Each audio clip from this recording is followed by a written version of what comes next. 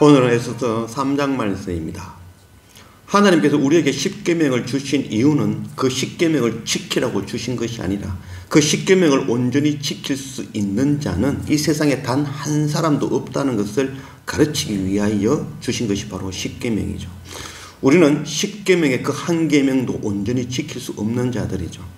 십계명을 지킬 수 있다라고 말하는 자는 스스로를 속이는 자죠. 우리는 하나님을 섬긴다 하면서 세상의 것 더 중요하게 여기고 안식일을 거룩히 지킨다 하면서 안식일 날 오히려 세상 생각하며 살아가는 것이 우리의 모습이죠.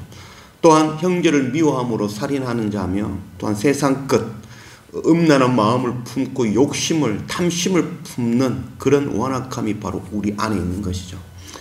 모세는 하나님의 십계명을 시내산에서 받아들고 내려오다가 이스라엘 백성들이 금송아지에 절하는 모습을 보고 그것을 향하여 이 돌판을 깨뜨리고 말았죠. 모세가 욱하는 마음으로 화가 나서 그 돌판을 깨뜨린 것이 아니라 그 언약의 십계명의 말씀을 들고 백성들 안에 언약을 체결하면 이스라엘 백성들은 모두 죽어야 되기 때문입니다. 율법의 법으로는 모두 죽을 수밖에 없는 상황이기 때문에 그들을 구원할 수 있는 방법은 이 언약을 깨뜨릴 수밖에 없는 것이죠. 요한복음 1장 14절 말씀이 육신이 되어 우리 가운데 거하심에 우리가 그의 영광을 보니 아버지의 독생자의 영광이요 은혜와 진리가 충만하더라. 율법의 법 아래에 살아남을 수 있는 자는 세상에 단 한 사람도 없죠. 모세가 만일 그 돌판을 깨뜨리지 않았다면 언약을 깨지 아니하였다면 우리는 모두 죽을 수밖에 없는 것이죠. 말씀이 육신이 되어 우리 가운데 오신 예수 그리스도, 그 예수 그리스도께서 깨어져 줌으로 우리가 생명을 얻게 되어진 것이죠. 구원을 얻게 되어진 것이죠. 율법의 법 아래에서 죽을 수밖에 없는 우리, 바로 생명의 복음의 법으로 그 율법의 법 아래에 있는 우리를 덮어 구원하시는 그 은혜인 것이죠. 말씀을 깨닫는 은혜가 우리 가운데 넘치기를 원합니다. 오늘 에스더 3장 1절 말씀, 그 후에 아하수에로 왕이 아각 사람 함므다다의 아들 하만의 지위를 높이 올려 함께 있는 모든 대신 위에 두니 대궐문에 있는 왕의 모든 신하들이 다 왕의 명령대로 하만에게 꿇어 절하되 모르드게는 꿇지도 아니하고 절하지도 아니하니 대궐문에 있는 왕의 신하들이 모르드게에게 이르되 너는 어찌하여 왕의 명령을 거역하느냐 하고 날마다 권하되 모르드게가 듣지 아니하고 자기는 유다인임을 알렸더니 그들이 모르드게의 일이 어찌 되나 보고자 하여 하만에게 전하였더라.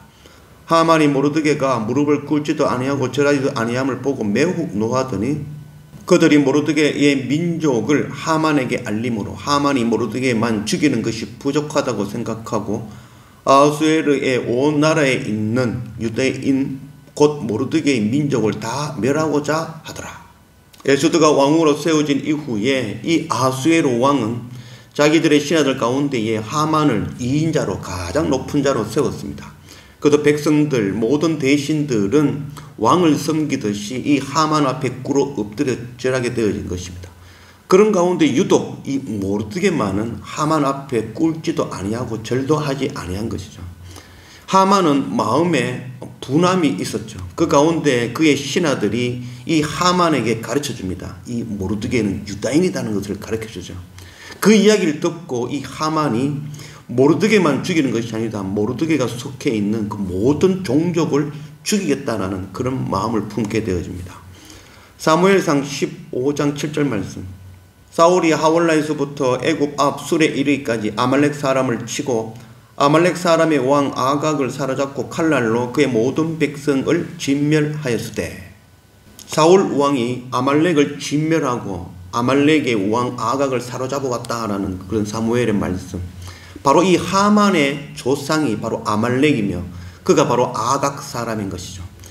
이스라엘 백성의 왕들의 손에 의해서 진멸당했던 그 아말렉, 그 가운데 살아남은 자가 바로 이 하만이죠. 하만이 모르드게가 자기에게 절하지 않을 때는 그냥 기분만 상했지만 그가 바로 유대인이라는 이야기를 듣고 붕괴하게 되어지는 거죠. 그래서 이참에 이 모르드게만 죽이는 것이 아니라 그의 민족 유다족 속들을 전부 진멸하겠다는 그런 마음을 품게 되어지는 것입니다. 이 아말렉 족속은 바로 이 아브라함의 이 아들 에서의 족속이죠. 아브라함 이후로 히스기야 왕 때까지 끊임없이 이스라엘과 전쟁하는 적대적인 원수 관계이죠. 이 출애굽하였던 이스라엘 백성들이 광야에서 처음 전쟁한 것이 바로 이 아말렉 사람들과 전쟁하였죠.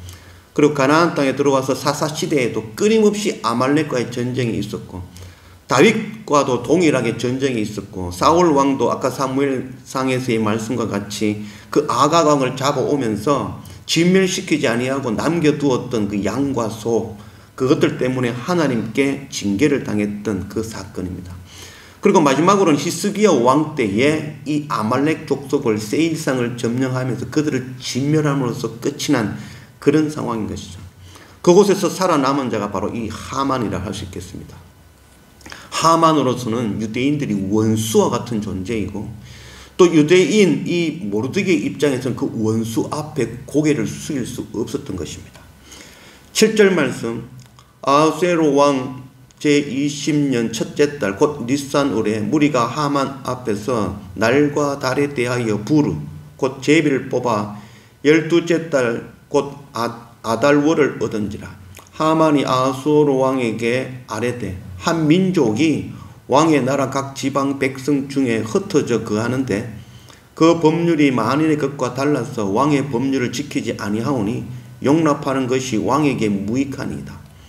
왕이 옳게 여기시거든 조서를 내려 그들을 진멸하소서. 내가 은 1만 달란트를 왕의 일에 맡은 자의 손에 맡겨 왕의 금고에 드리니이다 하니, 왕이 반지를 손에서 빼어 유다인의 대적 곧 아각 사람 하므다다의 아들 하만에게 주며 이르되 그 은은 네게 주고 그 백성도 그리하노니 너의 소견에 좋을 대로 행하라 하더라.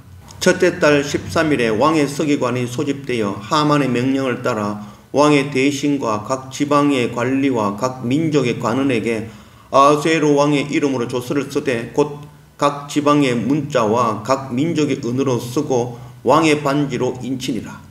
이에 그 조서를 역졸에게 맡겨 왕의 각 지방에 보내니 12째 달 곧 아달월 13일 하루 동안에 모든 유다인의 젊은이, 늙은이, 어린아이, 여인들을 막론하고 죽이도 도륙하고 진멸하고 또 그 재산을 탈취하라 하였고, 아하수에로 왕 12년 에스더가 왕후가 된 지 5년째 되는 날, 하만은 제비를 뽑아 부르를 뽑아 12월 아비벌 13일 그날을 정하고 그날에 유대인들을 전부 전멸시킬 그런 조서를 꾸미게 됩니다.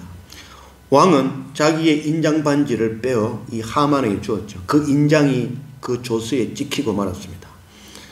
왕의 인장이 찍혀진 그 조서는 그 누구도 왕이라 하더라도 그 조서를 변개할 수 없는 것이 바로 이 왕의 인장이 찍힌 조서인 것입니다.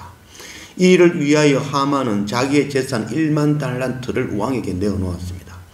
왕은 그것은 내게 두어라 하였지만 신하가 가진 그 모든 돈은 바로 왕의 소유가 되어지는 것이죠. 1만 달란트는 상상할 수 없는 돈이라 할 수 있겠습니다. 당시 바사 왕국에 1년치 거두어들이는 세금이 1만 5천 달란트라는 그런 기록이 있습니다. 그래서 1만 달란트라는 돈은 오늘날의 돈으로 환산하면 12조 원 가량 되는 그런 돈이라 할 수 있겠습니다. 1달란트는 3,000세겔입니다. 그래서 1세겔은 바로 이 노동자의 4일치 그런 품삯에 해당되어집니다. 그래서 대략 노동자의 1일 품삯을 10만원으로 잡으면 1세겔은 40만 원이 되어지죠. 그래서 1만 달란트라는 돈은 3천만 세겔이 되어지죠. 3천만 세겔 곱하기 40만 원 하면 그 돈이 바로 12조 원이 가까이 되어지는 것이죠.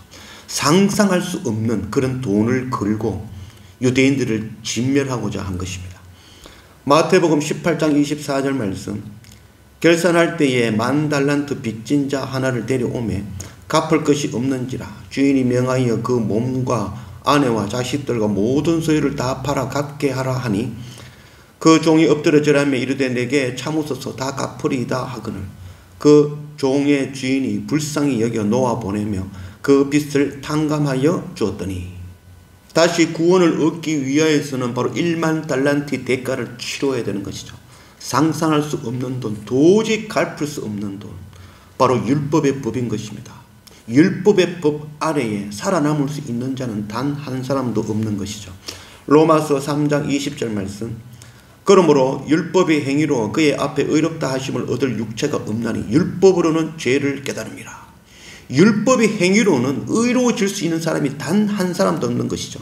의롭지 못한 자는 결코 구원함을 얻을 수 없는 것이죠. 그래서 율법의 법 아래에 살아남을 수 있는 자가 단 한 사람도 없는 것이죠. 갈라디아서 3장 13절 말씀. 그리스도께서 우리를 위하여 저주를 받은 바 됐사. 율법의 저주에서 우리를 속량하셨으니 기록된 바 나무에 달린 자마다 저주 아래에 있는 자라 하였습니다. 율법의 법 아래에서 죽을 수밖에 없는 우리, 1만 달란트 빚진 자로서 도저히 방법이 없는 우리를 구원하기 위하여 하늘의 영광을 버리고 이 땅에 오신 예수 그리스도 하나님의 어린 양 그 십자가의 크신 은혜를 통하여 우리가 1만 달란트를 탕감받고 죄에서 사망에서 구원으로 생명을 얻게 되어진 것입니다. 율법의 법 아래에서 죽을 수밖에 없는 우리를 구원하신 이 생명의 복음, 우리를 구원하신 이 생명의 복음의 법을 우리의 가족들과 형제들과 이웃에게 나누고 전하고 가르쳐 그들 또한 이 생명의 법으로 인도하는 그 선교 사명 감당하는 그런 우리 모두가 되어지기를 원합니다.